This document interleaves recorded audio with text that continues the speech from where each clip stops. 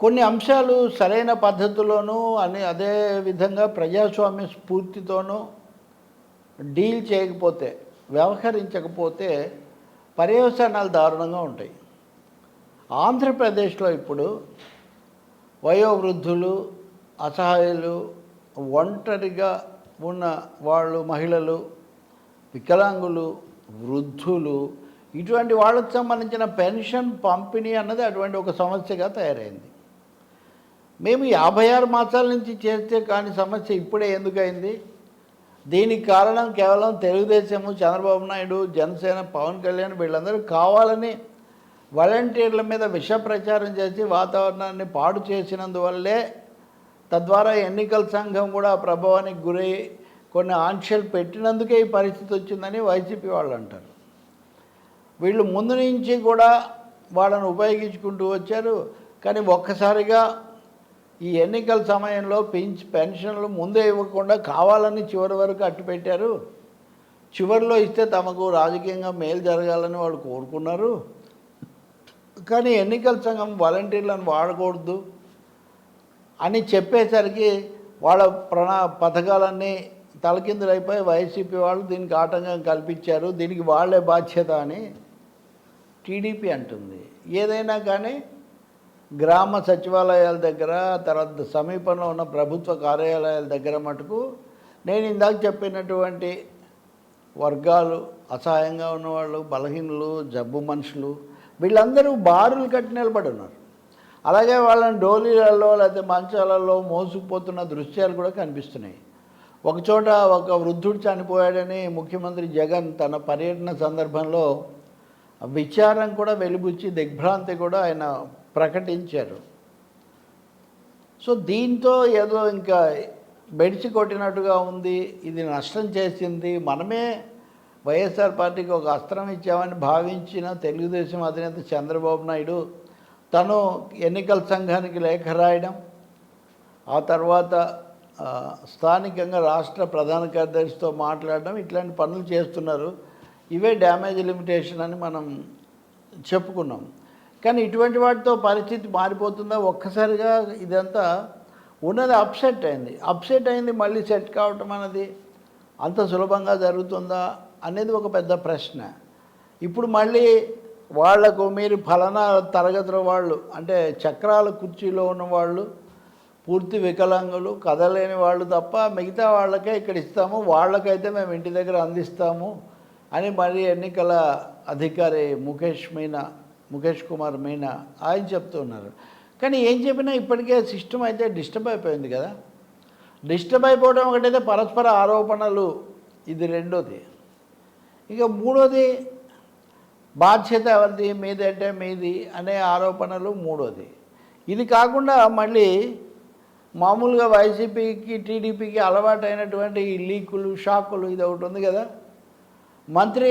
మాజీ మంత్రి పేర్ని నాని తమ వాళ్ళందరికీ చేసిన ఫోన్ లీక్ అయింది అని నిన్నటి నుంచి అదొక వైరల్. ఏంటో లీకులో ఉంది అంటే, మీరందరూ కూడా వీళ్ళని తీసుకొని పోండి, పలానా చోట పెన్షన్లు ఇస్తారు, పెన్షన్లు ఇప్పించండి, దీనికి కావాల్సిన ఖర్చు ఏమైనా ఉంటే మనం భరిద్దాం, ఏదైనా కానీ పెన్షన్లు ఆగకూడదు, వాళ్ళకి చేరాలి అని పేర్ని నాని అన్నట్టుగా ఉంది. ఆ గొంత అయిందా కాదా ఆయన ధృవీకరించాలి, మనమేం చెప్పలేం. కానీ లీక్ అయిన దాంట్లో దీన్ని పెద్ద ఎవరైనా ఏం తప్పు పడతారు? ఒక శాసనసభ్యుడు ఇక్కడ ఉన్నటువంటి వాళ్ళకు వాలంటీర్లు వచ్చి ఇవ్వరు కాబట్టి వీళ్ళు అక్కడికి పోయి తెచ్చుకోవడానికి మీరు సహకరించండి అని చెప్తున్న దాంట్లో నిజానికి ఎవరైనా ఏం తప్పు పడతారు? ఇది బాగా వైరల్ అయిన తర్వాత ఈరోజు పేర్ని నాని మళ్ళీ మీడియాతో మాట్లాడుతున్నాడు. ఆయన ఏమంటారు, ఆయన లీకుల గురించి ఏం మాట్లాడట్లా. అసలు ఇన్ని రోజులు ఎప్పుడైనా కానీ మీరు పెన్షన్ల గురించి కానీ, మేము నడిపే సచివాలయాల గురించి కానీ మీరు ఎప్పుడైనా ఆలోచించారా? ఎప్పుడైనా అక్కడికి వచ్చారా? అసలు ఇవి మేలు చేస్తున్నాయి ప్రజలకని మీరు అంగీకరించారా? ఎప్పుడు వీటి మీద దాడి చేస్తూనే వచ్చారు కదా. ఇప్పుడు ఒక్కసారిగా మీరు తెలుగుదేశం వాళ్ళందరూ కూడా పూనుకొని వీళ్ళకి సహాయం చేయడం కోసం సచివాలయాల దగ్గర కనబడడం చూస్తే మాకు చాలా ఆశ్చర్యంగా ఉంది. అంటే ఈ వ్యవస్థ ఇన్ని రోజులు ఉంది, ఇది మేలు చేసిందని మీరు మొదటిసారిగా అంగీకరిస్తున్నారు, అంగీకరించాల్సి వచ్చింది. అనే పద్ధతిలో పేరునని తన వాదన పటిమతో ఆయన మాట్లాడేది ఆయన మాట్లాడుతున్నారు. నిజంగా ఇక్కడ ఇది ఒక అస్త్రం అనేది అది వికటించడమో లేదా బెడిసి కొట్టడమో అయిన ఒక పరిస్థితి చంద్రబాబు నాయుడుకి తెలుగుదేశం పార్టీకి వచ్చిందనేది అయితే నిజం. తప్పకుండా వాళ్ళు ఈ విషయాన్ని తమ జోక్యం చేసుకోకుండా ఎన్నికల సంఘానికి వదిలి ఉంటే ఎలా ఉండదు. దీన్ని జగన్ కూడా చాలా తీవ్రంగా ప్రచారం చేస్తున్నారు. ఆయన తన మనమంతా సిద్ధం సభల్లో కూడా చూడండి అన్న అవ్వాతాతల విషయమే చెప్తున్నాను. అవ్వాతాతల కోసం మేము ఇంత కష్టపడి ఇన్ని సంవత్సరాలు ఇన్ని నెలల నుంచి మేము పెన్షన్లు ఇస్తే ఇప్పుడు ఒక్క దెబ్బతో దాన్ని చూసి సహించలేక దానివల్ల మాకు మంచి పేరు వస్తుందని పోగొట్టడం కోసం వాళ్ళు లేఖలు రాశారు, వాళ్ళు కేసులు వేశారు. కేసు వేసింది ఓకే నిజమే, అది నిమ్మగడ్డ రమేష్ కుమార్ వేశారు. నిజానికి ఆయన మాజీ ఎన్నికల అధికారి. గతంలో ఆయన ఉన్నప్పుడు ఆయన అక్కడి నుంచి తప్పించాలని వీళ్ళు ఉత్తర్వులు ఇవ్వడం, చివరికి ఆయన కోర్టు దాకా వెళ్ళి కొంచెం పదవీ కాలం పూర్తి చేయడం ఇవి మనకు తెలుసు. కోర్టులో కేసు వేసే హక్కు కూడా ఆయనకు ఉంది. కానీ ఆయన వేసినందు వల్లే ఆయనే మీకు వచ్చే పెన్షన్లకు భంగం కలిగించారు అన్నది వైసీపీ నాయకులు చాలా గట్టిగా ఎస్టాబ్లిష్ చేస్తూ వాళ్ళ పత్రికల్లో వాళ్ళ మీడియాలో కూడా దాన్నే రాస్తూ ఉన్నారు. ఇక్కడ పైకి పెన్షన్లు అనేది కనిపిస్తున్నా నిజానికి వైసీపీ వ్యూహం లేదా వైసీపీ గేమ్ ప్లాన్ కూడా మనం చూడాలి.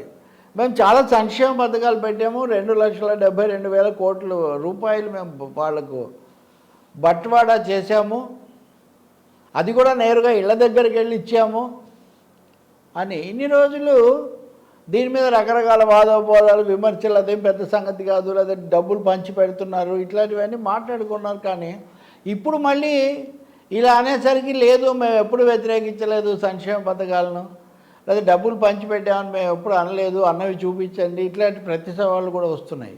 అంటే కాగల కార్యం గంధర్వులు తీర్చారన్నట్టుగా ఇక్కడ జగన్ కానీ ఆయన బృందం కానీ వ్యూహకర్తలు కానీ కోరుకున్న పని చంద్రబాబు నాయుడు చేసి పెట్టాడని చెప్పాలి. ముందు నుంచి వాలంటీర్ల విషయంలో కొంచెం విమర్శే వాళ్ళ పాత్రను గుర్తించడం అన్నది రెండూ చేసి ఉంటే ఈ పరిస్థితి వచ్చేది కాదు. మూడవది ఇవన్నీ కూడా ప్రభుత్వ డబ్బు, వాళ్ళు ప్రభుత్వం నుంచే ఇస్తున్నారు ఇవన్నీ అనుకుంటూనే వాళ్ళని పూర్తిగా వైసీపీకి వదిలేసి వైసీపీ మనుషులుగా ముద్రేసి వైసీపీ ఏజెంట్లుగా భావించటం వల్ల వాళ్ళతో పాటు వీళ్ళకేం కనెక్ట్ కూడా లేకుండా పోయింది. ఇప్పుడు నేను అది కూడా చెప్తున్నాను, వాళ్ళు వచ్చి మేము రాజీనామాలు చేసి మేము వైసీపీ తరఫున పనిచేస్తామని కూడా వాళ్ళు అంటున్నారు. అంటే వాళ్ళు చేసిన పని, వాళ్ళ సంక్షేమ పథకాలు అమలు చేయటం ఇవి వైసీపీ ప్రచారానికి ఉపయోగపడటమే కాదు, మనుషులుగా వ్యక్తులుగా వాళ్ళు కూడా వచ్చి ఇందులో మేము నెట్వర్క్లో భాగమైపోతాం అంటున్నారు. అంటే ఇక్కడ కోరి ప్రత్యర్థికి, ప్రభుత్వ అధినేతకు ప్రతిపక్ష నాయకుడు ఒక ఆయుధం, ఒక అంశం అందించినట్టుగా అవటమే ఇక్కడ మనం గుర్తించాల్సింది. ఎన్నికల సంఘం కూడా మరి ఎంత లోతుగా ఆలోచించింది. భవిష్యత్తులో ఇంకా 2 నెలలు ఉంటుంది ఇది మళ్ళీ తదుపరి. ఇప్పుడు ఏప్రిలే కదా, మేలో కూడా ఎన్నికలు పూర్తి కావు, జూన్లో కూడా జూన్ 4న ఎప్పుడో ఫలితాలు వస్తాయి. అంటే జూన్లో కూడా ఇంకో 2 నెలల పాటు ఈ సమస్య వస్తుంది.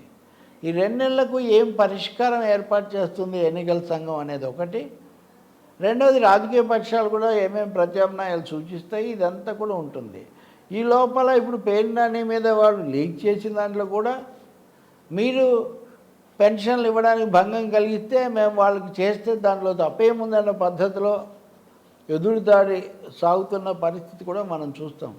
అందుకే చినికి గాలివాన అయినట్టుగా, లేకపోతే మనం ప్రయోగించిన అస్త్రం మనకే ఎదురు తిరిగినట్టుగా ఈ వాలంటీర్లు, ఈ పథకాల బట్వాడాలు అన్నవి ఊహించిన దానికంటే భిన్నమైన మలుపు తిరిగాయి.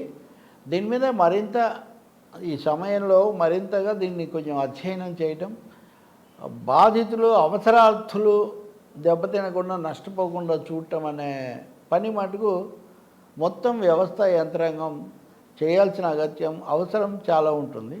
రెండవది, దీనివల్ల ఎన్నికల ప్రచారం మొదట్లోనే తగిలిన ఈ దెబ్బ వల్ల తెలుగుదేశం పార్టీ, ఆ పార్టీ అధినేత కొంచెం మరింత జాగ్రత్తగా ఉండటానికి, ఎదురుదాడి చేసే అంశాలను ఆచితూచి ఎంచుకోవాలి అన్నది ఒకటి తెలుసుకోవడానికి కూడా ఆస్కారం ఏర్పడుతుంది. అయితే అలానే వైసీపీ నాయకులు మొత్తం అంతా ఇంకా అయిపోయింది, మేమే సాధించేసాం, మాదే పై చేయి అన్న పద్ధతిలో కనుక వాళ్ళు వ్యవహరిస్తే ఇప్పుడు అక్కడ అధికారులను బదిలీ చేసినట్టే. ఆ బదిలీని కూడా వాళ్ళు వ్యతిరేకిస్తున్నారు. ఇది కూడా వాళ్ళు రాసి చేశారు, నిజానికి వీళ్ళేం తప్పు చేయలేదన్నది దేశమంతా చేసినప్పుడు ఇక్కడ కూడా చేశారు.